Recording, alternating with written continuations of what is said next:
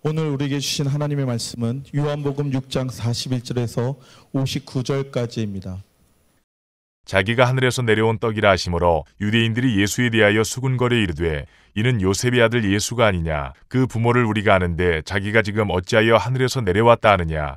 예수께서 대답하여 이르시되 너희는 서로 수군거리지 말라. 나를 보내신 아버지께서 이끌지 아니하시면 아무도 내게 올 수 없으니 오는 그를 내가 마지막 날에 다시 살리리라. 선지자의 글에 그들이 다 하나님의 가르치심을 받으리라 기록되었은즉 아버지께 듣고 배운 사람마다 내게로 오느니라.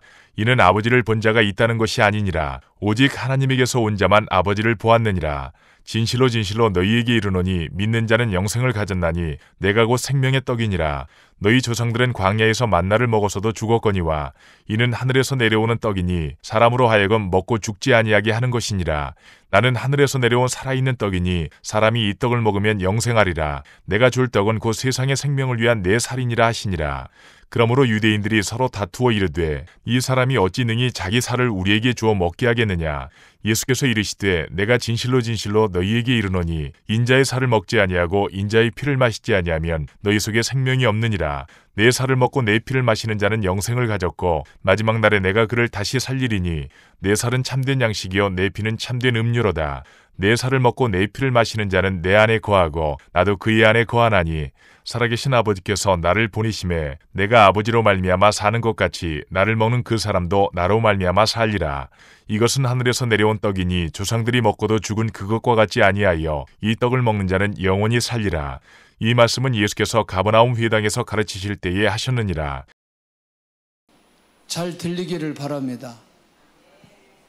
지금 다니엘서 묵상인데요.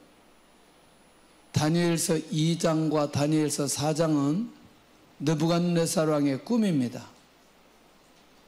금신상이고 오늘 본문은 나무가 하늘에 닿은 꿈입니다.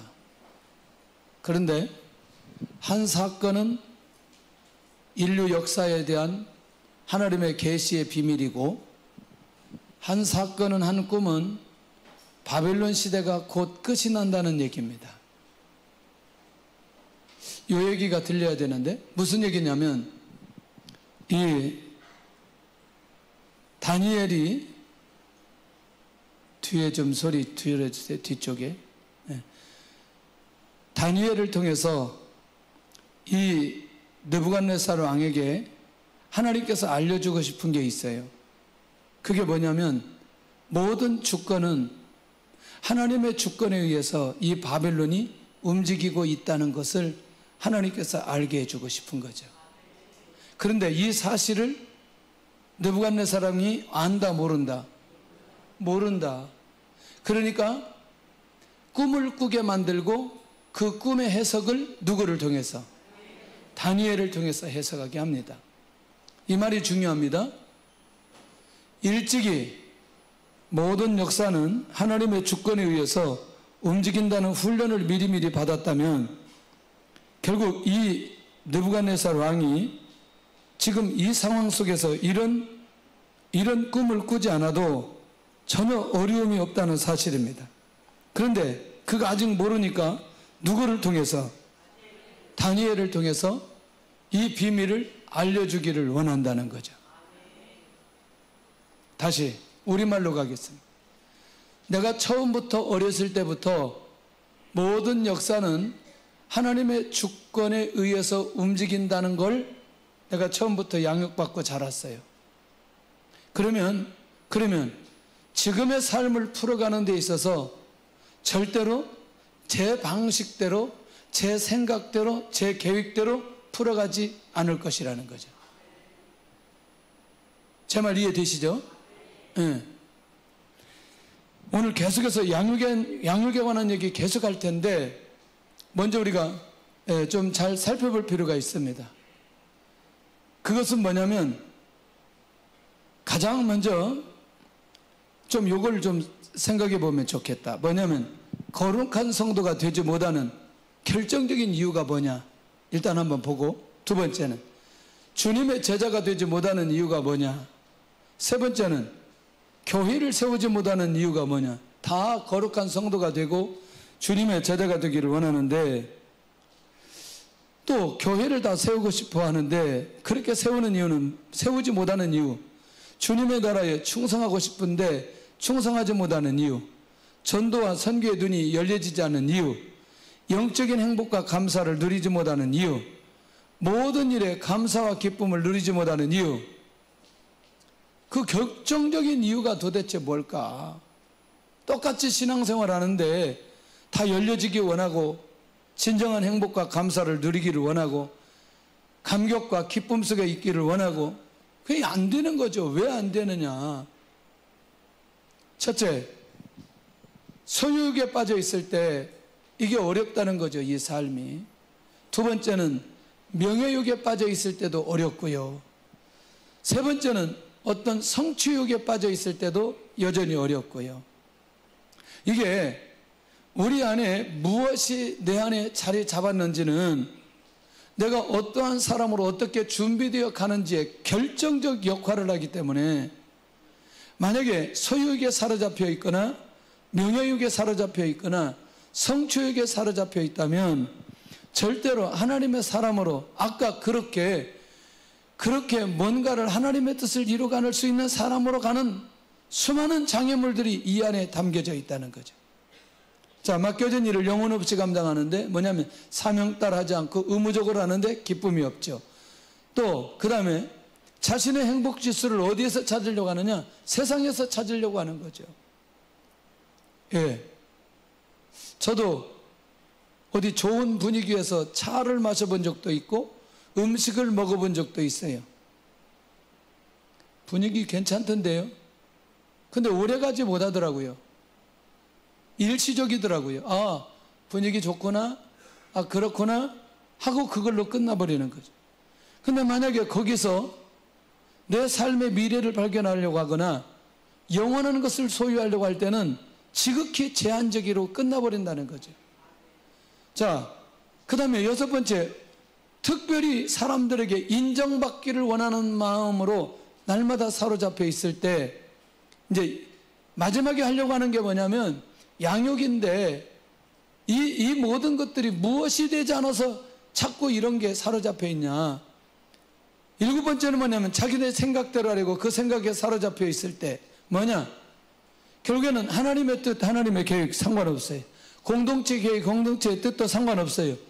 일단 내 생각을 사로잡고 나를 사로잡고 있기 때문에 다른 것들은 아무것도 들리지 않는다는 거예요. 행동으로 옮기기도 어렵고 입으로 시인하기도 어렵고. 예. 자, 그런데 이게 왜 그러느냐 봤더니 제대로 된 하나님께서 원하시는 하나님의 그릇으로 제대로 된 양육을 한 번도 받지 못했을 때 결국에는 이런 결과들이 오게 되어지는. 자, 이제 그 내용들을 들어가 보면 이제 이해할 수 있을 겁니다. 왜 이 얘기를 했는지. 이미 우리는 지난주에 이 얘기를 계속해서 나눴습니다.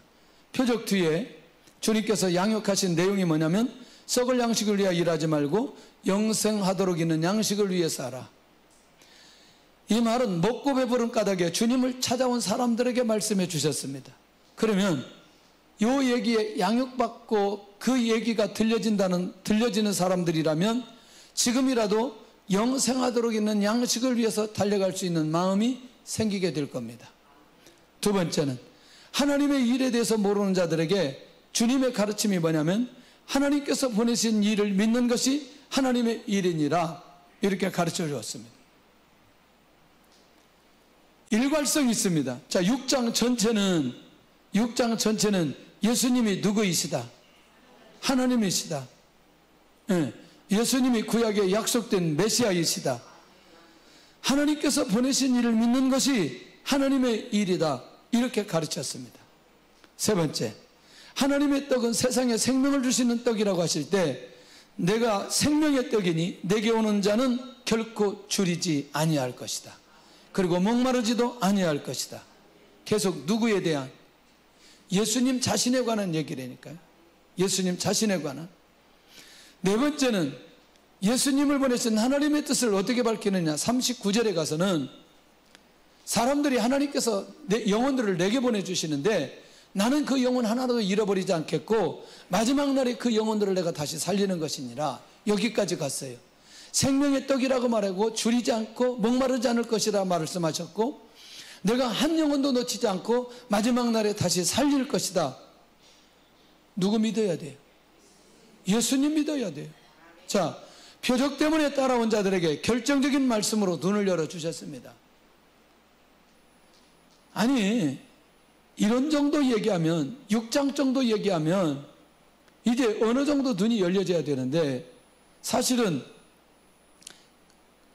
요한복음 2장에 물이 포도주 된 사건을 보면서 거기서 그냥 제자들이 믿으니라 마지막 11절에 그렇게 하고 끝나버려요. 예수님이 무슨 말씀 하신 적이 없어요. 베데스다 연못가에서 치료해놓고 교회에서 성전에서 만납니다.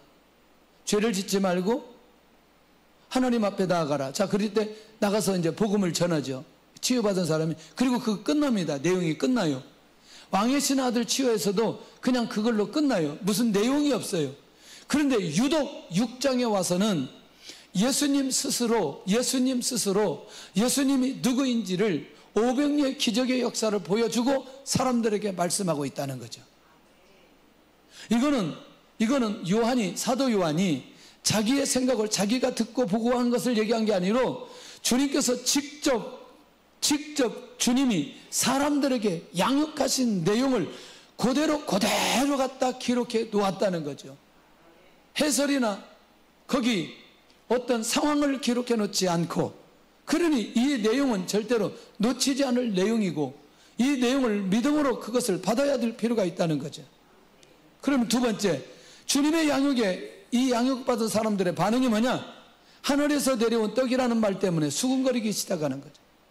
그러니까 예수님보다 광야의 만나에 대해서 관심을 가진 사람들이 주님을 거절하는 사람들이고, 그리고 주님의 말씀까지 거절하는 것을 보게 되더라는. 놀랍지 않아요? 자, 이들이 양육받을 준비가 되어 있다, 되어 있지 않다? 되어 있지 않다. 수군거리기 시작하는 거예요. 수군거리기 시작해. 교회에서도 수군거리면 끝나는 거예요. 할렐루야. 끝난다. 그 말은 무슨 말이냐면 변화가 없다, 그 말이에요. 변화가 없다, 그 말은 또 응답도 없다는 거예요. 그러니까 수군거리지 않기를 바랍니다. 누가 수군거리면 고구마 하나 갖다가 입에다 넣어주세요. 자, 두 번째, 그 부모를 우리가 아는데 자기가 지금 어찌하여 하늘에서 내려왔다 하느냐, 이건 더 충격적인 거죠. 자, 예수님이 누군데? 하나님이신데, 하나님의 아들인데 예수님을 누구로 보고 있어요? 그렇지, 사람으로 보고 있다는 거죠. 주님을 통해서 양육받으려는 마음이 조금도 없어 주님을 아주 초라하게 만들어버린다. 아주 초라하게 만들어버린다. 할렐루야, 할렐루야, 할렐루야 했어요. 그러니까 지금 하나님으로 오신 예수님을 사람으로 보는 순간에, 사람으로 판단하는 순간에 결국 주님을 통해서 던져지는 말씀, 양육의 말씀은 단 한 말씀도 그들의 귀에 들리지 않는 상황으로 이들이 가버리고 있다는 거죠. 어찌하여 하늘에서 내려왔다 하느냐? 못 믿겠다는 거죠. 인정하지 못하겠다는 거죠. 매우 초라하게 만들어버려. 이야, 영적인 눈이 열려있다는 사람들에게는 이 말씀이 뭐냐? 들려지지 않는다는 거예요. 들리지 않는다는 거예요. 자, 세 번째, 세상에 52절 한번 보겠습니다. 6장 52절 시작. 그러므로 유대인들이 서로 다투어 이르되 이 사람이 어찌 등이 자기 살을 우리에게 주어 먹게 하겠느냐. 유대인들이 서로 다투어 사람이 자기 살을 주어 먹게 하겠느냐. 이제는 뭐냐면 주님의 말씀에 꼬투리를 잡기 시작하면서 공격하기 시작하는 거죠. 아니, 그 부모를 아는데 저거 지금 사람인데 하늘에서 내려왔다는 말이 이해가 안 된다. 무슨 얘기냐? 어떻게 사람이 자기 살을 주어 우리에게 먹게 하겠느냐? 지금 이 사람들은 양육받을 토양이 준비되어 있다, 준비되어 있지 않다? 예, 토양이 전혀 준비되어 있지 않다는 거예요. 이게 이제 지금 이 사람들, 모든 주님 앞에 온 사람들의 반응인 것을 보게 된다는 거예요. 할렐루야, 할렐루야. 이번에 집사님 한 분이 필리핀에 가가지고 이런 얘기 하는 거예요. 지난번에 이제 배로 한 50박스 보냈어요. 그리고 우리가 가지고 간 게 한 75개 가방이니까 자기가 계산해 보니까 2톤을 가지고 갔대요. 우리가 가지고 간 게. 그래서 뭐 이렇게 많이 가지고 가느냐고 이제 뭐 불만은 아니었지만 뭐 그랬어요. 그런데 하나도 남기지 않고 다 가지고 갔거든요. 그런데 거기 가서 한 번, 두 번, 세 번 바자회를 딱 하면서 뒤에 서서 그런 거죠. 목사님이 왜 이렇게 이 짐을 많이 가져오려고 했는지 이제야 이유를 알았다는 거예요. 이제야 이유를 알았다는 거예요. 한 군데 첫날 하고 두 번째 날 농구장에 했는데 농구장에 사람들이 가득 왔어요.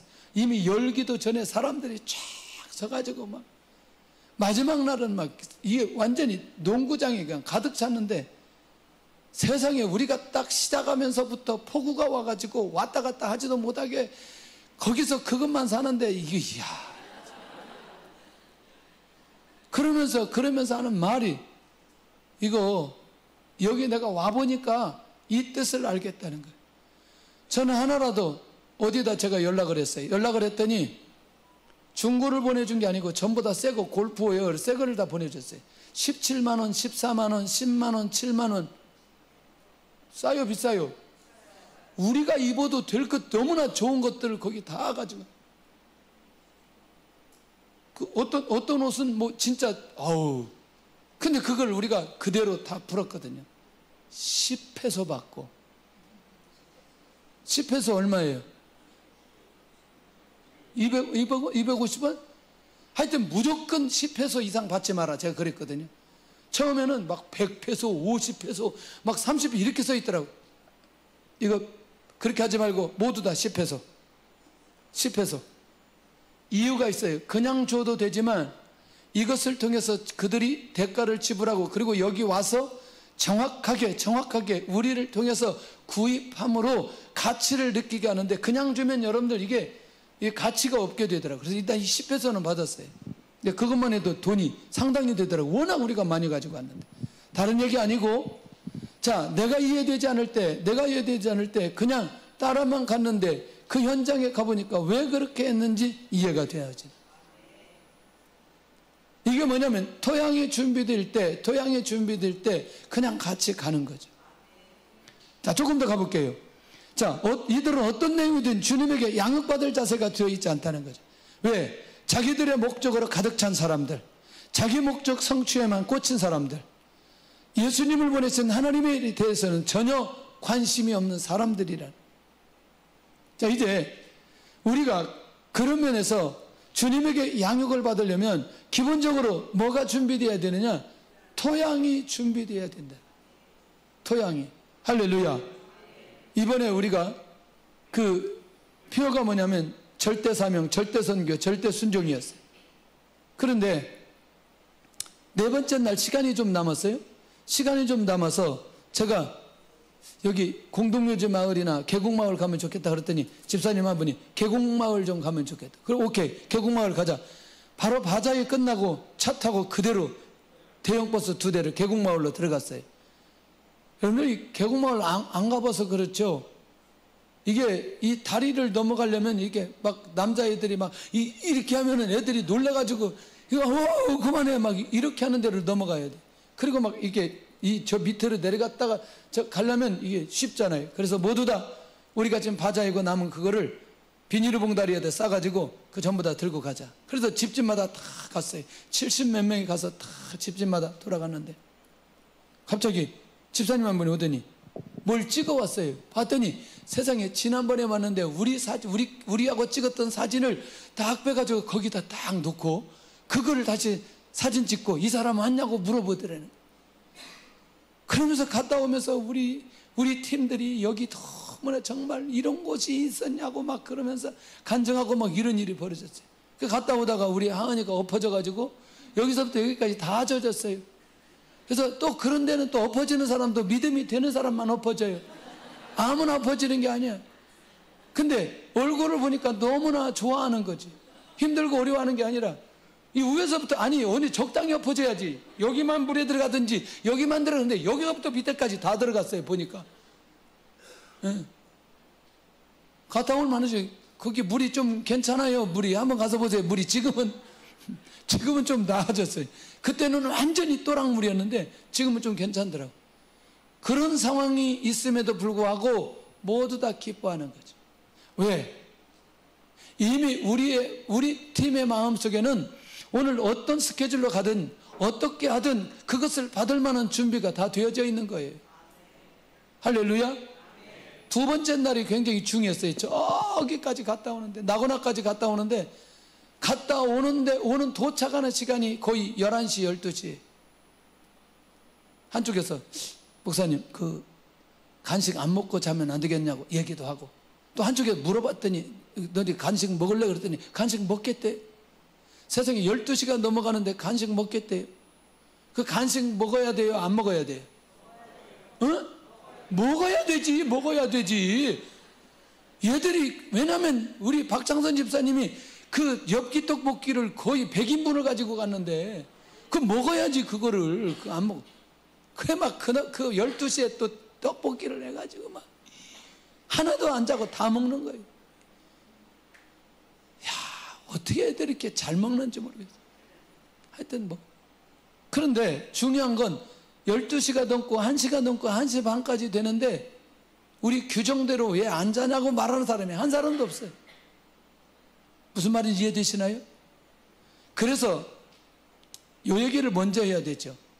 오전, 오후, 저녁 스케줄이 이렇게만 있어요. 자세한 스케줄이 없어요. 왜냐하면 어떤 상황이 어떻게 벌어질 줄 모르니까. 이해되시나요? 이 단기는 우리는 절대로 착각하면 안 됩니다. 죄송하지만 정말 제가 목사님들이 하는 얘기는, 단기는 우리가 가서 사역한다고 하지만 우리가 훈련받으러 가고 우리가 양육받으러 가는 곳이 단기라고 얘기합니다. 단기라고 얘기해요. 예. 성가대에서 갔다 온 사람 손들어요. 맞네, 생각보다. 갔다 온 사람 손들으라니까. 안 갔다 온 사람 손들어요. 안 갔다 온 사람 손들어요. 갈 사람만 내려요. 다 가게 될 줄로 믿고. 그런데 갔다 오고 나면 놀라운 변화가 있는 거예요. 이 얘기 다 하려면 시간이 너무나 많이 걸려. 계속 얘기할게요. 이 설교가 길어지더라고요. 왜냐하면 셋째가 너무나 중요해서. 갔다 오고 나면 리더십이 생기고, 갔다 오고 나면 리더십이 생기고, 갔다 오고 나면 헌신이 생기고. 에? 이번에 성가대는 금요일 날 안 나오니까 그런 얘기 못 듣잖아요. 들었어요? 그런데 왜 선교원금도 안 해요? 거기 유튜브로 본 사람들은 선교원금을 10,000원이라고 거기 다 해서 문자에 찍히는데 별로 안 해가지고 이번에 유튜브 안 봤다고 내가 막 뭐라고 그랬는데, 다 봤구나. 우리 집사님 한 분이 은혜를 받고 다음 팀을 위해서 400만 원을 선교비를 미리 내놨어요. 할렐루야. 할렐루야 해야 돼. 저렇게 할렐루야 해야 된다고. 그 현장을 보고 하나님이 주신 은혜대로. 그래도 이미 갈 사람이 12명을 결정했어. 지난 금요일 날. 우리 아이들 갈 사람. 그러니까 처음에 몰라가지고 막 그러다가 계속 협박하니까 손 들었어요. 그래가지고 12명 채워졌어요. 근데 또 한 분이 조용히 10명인데 12명인데 한 사람 건을 또 했더라고요. 멋있어요? 너무나 멋있잖아요. 저는 이런 양육이 어디에서 이루어지느냐? 선교지 현장에서 이루어진다고 생각하는 거죠. 자, 조금 더 가볼게요. 그러면 이제부터 한번 예수님께서 양육하시는 내용을 한번 살펴볼 필요가 있다는 거죠. 어느 정도 일관성이 있는지. 첫째는 수근거리지 말아라. 왜냐하면 나를 보내신 아버지께서 이끌지 않으면 아무도 내게 올 수 없다. 무슨 얘기냐? 나를 보내신 아버지께서 내게 영혼을 보내주시면, 내게 영혼을 보내주지 않으면 아무도 내게 올 수 없다고 얘기하고, 내게 와서 나를 믿고 구원받은 사람은 누가 보내주신 사람이다? 아버지께서 보내준 사람이다. 그리고 내가 그들을 절대로 버리지 않는다. 절대로 버리지 않는다. 자, 내게 온 자는 마지막 날에 내가 반드시 살릴 것이니 절대로 뭐하지 말아라. 수군거리지 말아라. 자, 조금 더 가보면서 주님의 말씀에도 집중하지 않고 주님을 거절하는 사람들에게 여전히 주님은, 주님 앞에 오는 사람은 하나님께서 보내주신 사람이고, 하나님께서 보내주신 사람이고, 사람은 구원받은 사람이고, 그리고 마지막 날에 내가 그들을 살릴 사람들이다. 그러니 수군거리지 말아라. 두 번째, 하나님의 가르침을 받은 자가 누구인지를 알려주는데, 즉 기록되었은 즉 아버지께 듣고 배운 사람마다 내게로 오느니라. 이 얘기가 뭐냐면 이사야 54장 13절에 있는 내용이거든요. 시작. 내 모든 자녀는 여호와의 교훈을 받을 것이니 내 자녀에게는 큰 평안이. 할렐루야. 이 말의 핵심이 다른 게 아니에요. 주님이 구약을 인용하시는 결정적인 이유는 지금 이 모든 사람들이 누구를 믿어요? 아니, 예수님은 안 믿지만 누구를 믿냐고. 그렇지, 하나님은 믿어요. 여호와 중심 사상을 가지고 있다니까. 근데 누구만 안 믿어? 예수님 안 믿어. 구원 받아요, 못 받아요? 못 받아요. 그러니까 구약의 이사야 54장 13절을 인용하면서 하나님께서 보내주신 사람들은 모두 다 올 뿐만 아니라 그 교훈을 듣는다는 얘기를 말씀하고 있다니까요. 이 말 이해되시죠? 그러니까 내가 주님의 말씀으로 양육되지 않고 주님의 말씀으로 양육받을 수 있는 상황이 아니라면 하나님께서 보낸 사람이 아니라는 걸 이들 앞에 얘기하고 있다는 거죠. 일단 여기까지 가고 그 다음부터, 자, 양육의 가장 우선순위를 분명하게 얘기하는데 예수 그리스도를 믿는 자는 영생을 가졌다고 선언하십니다. 47절에. 그리고 내가 생명의 떡이라고 다시 얘기합니다.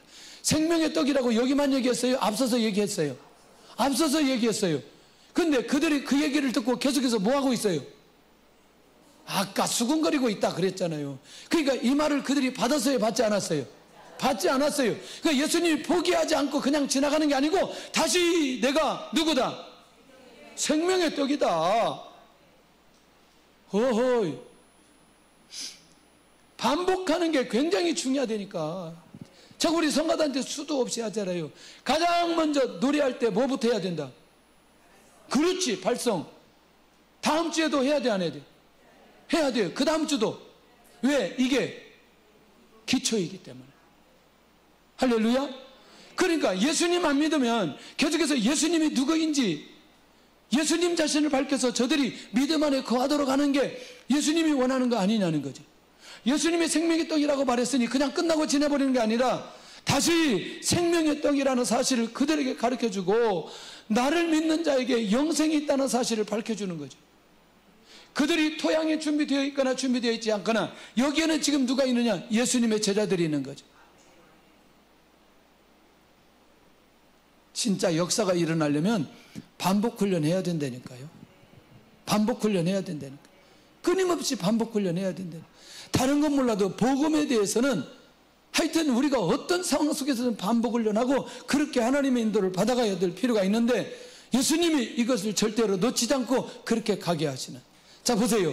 율법대로 살 것을 강조하면서 율법으로 정죄하는 사람들에게 내가 생명의 떡이라고 하는 말이 그들에게 잘 들린다, 안 들린다? 안 들린다.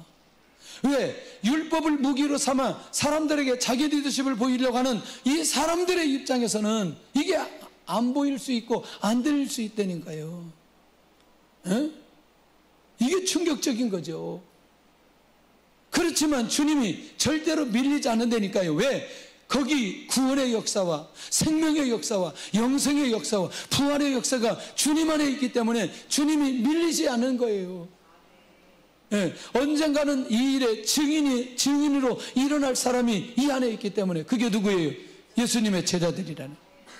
예수님의 자, 예수님의 생명의 떡과 광야의 만나를 비교하시면서 양육하시는데 이 사람들이 왜 그렇게 조상들이 먹었던 만나에 대해서 그렇게 관심을 많이 가지고 예수님이 주시는 떡, 먹고 죽지 않은 생명의 떡이라고 하는데 이 떡에는 관심이 없고, 다시 이 떡이라고 말하지만 이 떡이 누구예요? 그렇지, 예수님이라는 거죠. 예수님이라는 거죠. 그런데 그들의 관심 있는 건 이미 조상들이 먹었던 그 광야에서 먹었던 만나, 그것을 어떤 음식이라고? 육적인 음식이라고, 썩는 음식이라고. 예수님은 영원히 썩지 않는 음식, 그게 뭐예요? 아니, 그걸 예수님 자신이라고 얘기하잖아요. 예수님 믿으시기를 바랍니다. 이렇게 포기하지 않고 끝까지 양육하고 하나님의 인도를 받아가야 되는데 여기에 역사가 일어난다니까요.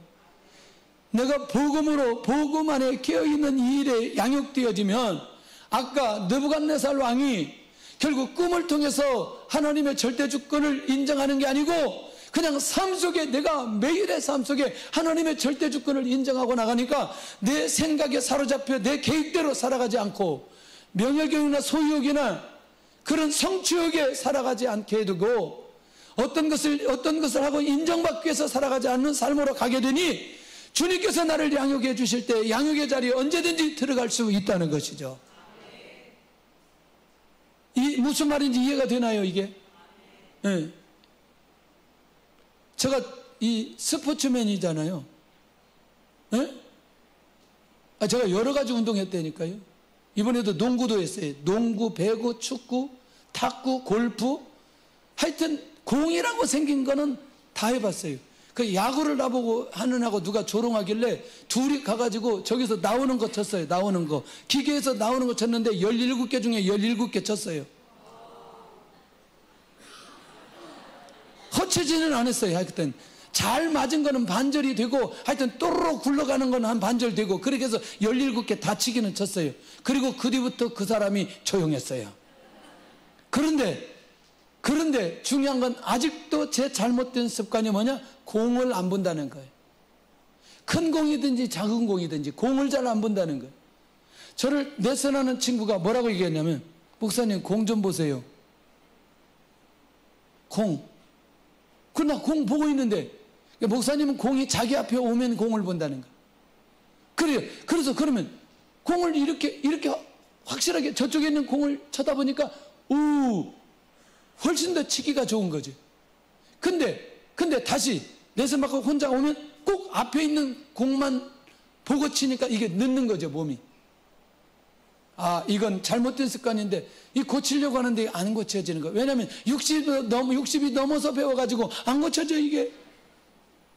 그러면 제가 만약에 어렸을 때 훈련 받으면서 혼이 나거나 맞거나 그러면서 제가 아마 훈련을 받았으면 고쳐진다, 안 고쳐진다? 고쳐진다. 쉽게 고쳐진다. 이런 것들이. 손흥민 아버지가 누구 레슨하다가 이게 뭐 이렇게 혼냈다고 누가 고발해가지고 5억 그 재판했는데 그게 이제 다 드러났어요. 그 아들 아버지가 뭐 사채업자인데 저 손흥민 아버지 변호사한테 그거 5억 받아주면 1억 주겠다, 이런 내용까지 다 녹화되어가지고 녹음돼가지고 다 해가지고 완전히 망신당하고. 제가 딱 그 얘기 듣는 순간에 그 집 아들은 축구에서 끝났다 그랬어요. 너는 더 이상 축구 못한다. 무슨 말인지 아시죠?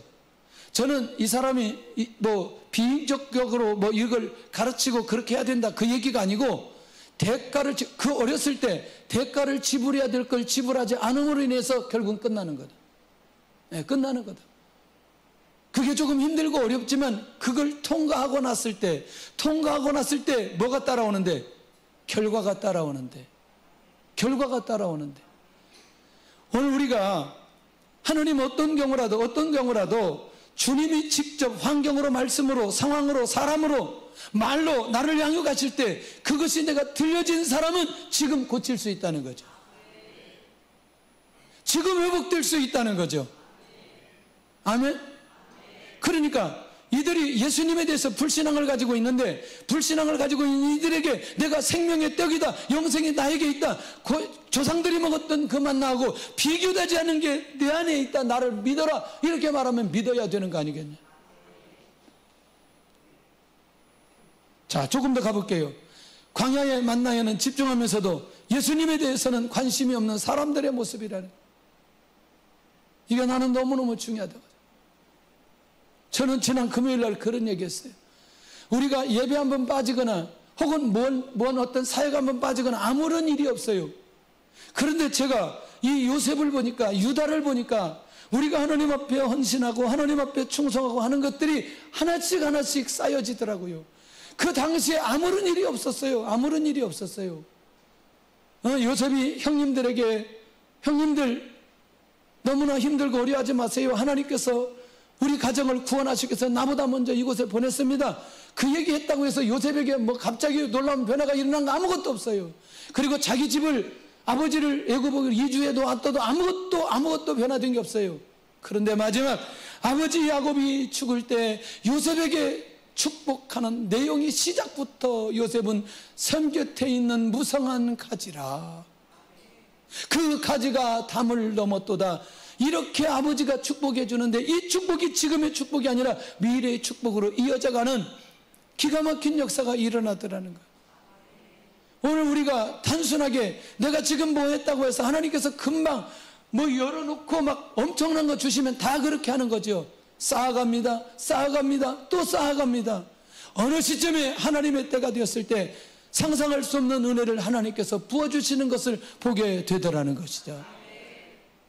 할렐루야. 제가 이 얘기를 안 할 수 없는 게 종이기 얘기를 안 할 수가 없는 거예요. 특별히 우리 권사님 하나가 이 엄마에 대해서 그렇게 관심을 가지고 막 그리고 뭐 그렇게 애통하시더라고요. 어떻게 이번에도 갔어요. 엄마가 세상 떠난 지 소천한 지 얼마 되지도 않는데 갔는데 간 목적이 뭐냐면 이번만 가고 교회 안 나오려고 결단하고 갔어요. 결단하고 갔어요. 교회 나온 지도 얼마 안 되네요. 그러더니 첫날 조동열 목사님이 설교를 뭐 했냐면 자기가 하나님 앞에 순종하지 않으니까 아버지도 데려가시고 어머니도 데려가시고 거시기도 데려가고, 거시기는 거시기예요. 거시기는 죽은 게 아니고 그냥 거시기. 뭔 말인지 몰라요 지금? 응. 근데 그걸 얘는 죽은 걸로 알았어. 사람 하나 살리기 위해서 사람 셋을 죽였는데 나는 엄마 하나 소천했는데 이거 내가 극복해. 얘가 은혜 받기 시작하는 거예요. 은혜 받기 막 시작하더니 두 번째 날, 세 번째 날 내가 이 필리핀 땅에 와서 복음 전할 사람 손들었더니 종이기가 손드는 거예요. 여기는 별로 감동이 안 되죠? 아니 손을 딱 드는 거예요. 손을 딱 드는 거예요. 우리 다 깜짝 놀란 거예요. 이야, 한 영혼을 포기하지 않고 그렇게 기도하고 하나님 앞에 엎드릴 때 하나님께서 이렇게 은혜를 내려주시는구나. 이야, 이건 하나님의 놀라운 은혜이지, 하나님의 놀라운 계획이지. 이제 이런 거죠. 이 친구는 벌써 여기 출발하고 필리핀에 가는 순간에 양육받을 수 있는 마음의 토양으로 준비시켜 버렸어요. 그리고 반응하기 시작하는 거예요. 그리고 고백하기 시작하는 거예요. 근데 내가 너무나 안쓰러워서 앞에 나오라고, 앞에 나와서 이제 이렇게 딱 세웠는데 나중에는 안 들어가요. 그래서 들어가라 그랬더니 여기 계속 있고 싶대. 여기 그래서 강대상이 계속 여기 서 있었다니까. 이게 아니 들어가라고 안 들어가 여기 서 있어요. 어색함이 없어요. 어색함이. 이게 어느 날 갑자기 되는 게 아니라 이런 상황 속에서 하나님께서 주시는 것을 보면 너무나 감사합니다. 네? 그 다음에 우리 주아진이 이제 인생에 놀라운 변화가 일어났어요. 내가 마이크다 대고 나는 주일날 아르바이트 않겠습니다. 나는 주일날 아르바이트 않겠습니다. 나는 이제 성가대를 안겠습니다. 나는 성가대를 안겠습니다. 내년에는 총신신대원에 들어가겠습니다. 그것은 기도해 보겠습니다. 아니, 이 친구가 이런 대화만 하는 것도 놀라운 변화라니까요. 놀라운 변화라니까요. 그러니까 이런 일들이 하여튼 이 청년들 또 학생들 이게 계속 보여지는데 너무나 감사한 거죠. 이렇게 얘기하는데도 내가 단기 가자, 나는 누구 보고 단기 가자 하지 않았어요 이번에. 근데 76명 갔어요. 제가 한 분을 모르고 무슨 생각인지 인사하다가 단기 가야 되죠. 그런데 집사님이 그 말 듣고 단기 왔어요. 인사하다가 그래서 내가 그 말 했나 안 했나 생각인데 그 나는 성령께서 시켰다고 생각해요. 응. 자, 여기 2줄만. 나 이번에 겨울에 단기 가겠다 한번 손들어. 2줄만, 이 2줄만. 지금 든 사람들은 세계적인 역사가 일어날 것 같아. 할렐루야. 그럼 이쪽 2줄만 한번 손들어봐요. 나 이번에 단기 가겠다. 이렇게 설교 듣고 단기를 안 가겠다? 야, 이게 기적이지. 이게 전혀 양육이 안 된다는 거지 지금. 들었어요. 이 사람들은 일찍 표 끊으면 이제 그 비용도 많이 절감하고. 자, 어쨌거나. 자, 우리의 목적이 꼭 겨울에 단기만 가는 건 아니지만, 그러나 그런 은혜를 주신다. 그 얘기를 하고 있는 거죠. 아멘 하세요. 아멘. 성가대 진짜 통째로 가야 돼. 성가대 이래가지고 안 돼. 통째로 가야 돼. 저 비행기 빌려가지고 통째로 가야 돼. 우리 집사님 여기 저 필리핀에 가가지고 우리 찬양해요. 찬양 다 가가지고. 이스라엘도 가야 되고 지금 갈 데가 많아요 지금. 자, 5번째는 예수님은 인자의 살과 피를 먹지 않으면 너희 속에 생명이 없다. 여러분들 같은 얘기예요. 같은 얘기 아니에요. 내가 생명의 떡이다. 인자의 살과 피를 먹지 않으면 너희 속에 생명이 없다. 계속해서 내 살을 먹고 내 피를 마신 자는 영생을 가졌고 마지막 날에 그를 다시 살리리니. 결국 주님은 부활의 구원의 문제와 부활의 엄청난 비밀을 계속해서 열어주는 거죠. 반복하면서 또 반복하는데 내가 누구다? 하나님이다. 내가 누구다? 메시아다. 내가 누구다? 하나님의 아들이다. 제발 좀 누구 믿어라? 나 믿으라는 거죠. 아니 간단해요. 오늘 예수님이 양육하시는 거 복잡한 게 아무것도 없어요. 전체를 다 정리해봐도 나 믿으면 구원받고, 내가 생명의 양식이고, 나만이 구원의 문제 해결하고, 나만이 부활의 역사를 익힐 수 있고, 그러니 나만 믿으면 된다는 얘기를 계속해서 주님이 하고 있는 거죠. 그런데 이들은 구원에도 관심이 없고 부활에 대한 것도 관심이 없어요. 관심이 없어요. 아까 얘기하잖아요. 율법을 가지고 자기들의 율법으로 정죄하고 율법의 전통만 붙들고 하나님을 믿지도 않고 예수님을 믿지도 않는 이들의 모습이기 때문에. 한 가지 더 합니다. 내 살을 먹고 내 피를 마시는 자는 내 안에 거하고 나도 그의 안에 거하나니. 다시 주님과의 특별한 관계로 들어가는 과정은 예수님의 살을 먹고 피를 마신다는 거예요. 그러니까 이 주님과의 관계로 주님은 그 안에 거하시고 그도 나도 그 안에 거한다는, 다시 말하면 주님과 나와야 한 몸이 된다는 사실이에요. 이게 뭐냐면 성찬식이거든요. 성찬식은 누가 참여할 수 있어요? 아니 그러니까 그 말을 다른 말로 하면 세례받았다는 건 뭐예요? 구원받았다는 거죠. 그러니까 구원받은 사람이 여기에 참여할 수 있는 거라면 그 사람 안에는 이미 예수님이 메시아인 걸 믿은 사람이라는 거죠. 그 한 몸이 되었다는 거예요. 저는 이거를 그 수많은 성찬식을 거행했는데 이스라엘에 가서, 우리 교회 말고 다른 팀에 가서 성찬식을 저보고 집례하라는 거예요. 성찬식을 집례하다가 세상에 이 성례식을, 이 떡고 이 잔을 주시면서 주님 오실 때까지 전하는 것이니라. 거기 이제 바울이 고린도서 11장에 그렇게 했거든요. 근데 갑자기 그 얘기가 확 들어오면서 세계복음화의 역사의 연장이 예루살렘이구나, 예루살렘에 와야 세계가 보여지는구나 라는 걸 그때 하나님께서 확실하게 양육시켜 주신.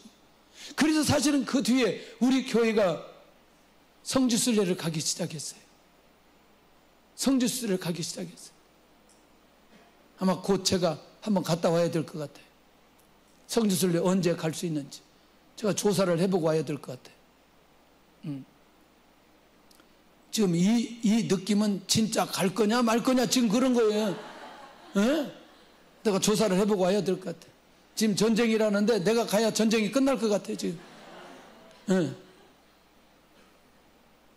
제가 지나가는 말을 강대상에서 하지는 않겠죠. 자, 새로운 삶의 시작은 주님의 살과 피를 먹고 난 후부터 시작된다. 할렐루야. 야, 자 그러면 이제 주님에게 제대로 양육받은 사람은 누구냐? 양육받은 사람, 받을 사람은 누구냐?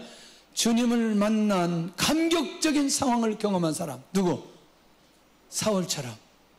다메섹 도상에서 주님을 만나는 사람은 주님이 무슨 말씀으로 어떻게 양육하시든 어디를 보내든 가고자 하는 순종의 자세가 되어져 있다. 주님을 만난 감격적인 그 경험이 내 안에도 있게 해 주옵시고, 두 번째, 주님의 부르심을 받고 사명을 받은 사람은 주님에게 제대로 양육받고 양육받을 수 있는 사람이다. 사람을 막는 업으로 부르심을 받은 베드로처럼 그렇게 준비하신다. 이번에 화요일날 동영상 지난번 금요일날 봤죠? 화요일날 사역했던 거였거든요.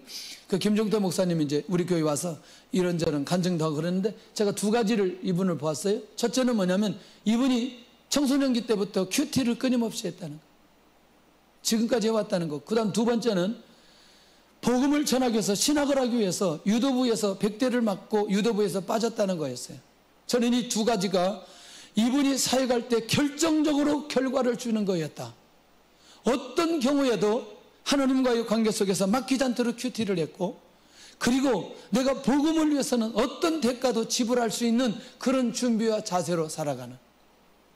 그리고 이제 그 교회를 갔는데 저는 무심코 그냥 이렇게 얘기하는데, 어이구, 이 교회에 뭐 필요한 거 없어요? 저는 전혀 아무 생각 없이 얘기했어요. 뭐 필요한 건 있으면 뭐 음향이고 뭐 그랬더니 음향이 필요하다는. 오. 그리고 그냥 왔어요. 그냥 왔어요. 아무 생각 없이. 그리고 또 센터교회 저녁에 집회하는데 세상에 건반을 봤더니 50년대 건반처럼 다 벗겨졌어요. 오.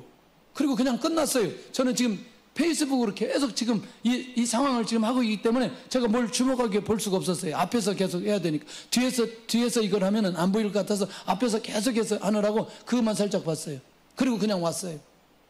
왔는데 우리 남집사님이 저한테 딱 오더니, 목사님, 말씀을 하세요. 나한테 갑자기 그러는 거예요. 아니, 우리 7명이 있는데 말씀을 하세요. 뭔 얘기? 아니, 말씀을 하시라고. 그래서 내가 그랬어요. 나는 사실 갔다 와서 이 음향과 악기에 대한 마음이 있습니다. 알겠습니다. 딱 하시더라고. 그러더니 남자 집사님이 7명이 700만 원을 딱 준비해 오시더라고. 이야, 나 우리 집사님들 멋있더라고. 그 다음날 갑자기 또 거기서 현장에서 우리 장 목사님 얘기했더니, 목사님, 우리 뭐 음향 막 밖에서 뭐 갑자기 그러고, 아유, 참, 그냥 알아서 쓰지, 뭐, 그러지 왜 그런 걸 또 얘기하냐고 속에서 막 그렇지만 겉으로는 얘기하지 않고 듣고만 있었어요. 그랬더니 조금 있다 우리 여자 권사님들, 집사님들이 우리도 뭔가를 좀 해야 되겠다고 그러더니 350만 원을 준비해가지고, 그래서 양쪽 다 해주기로 했어요.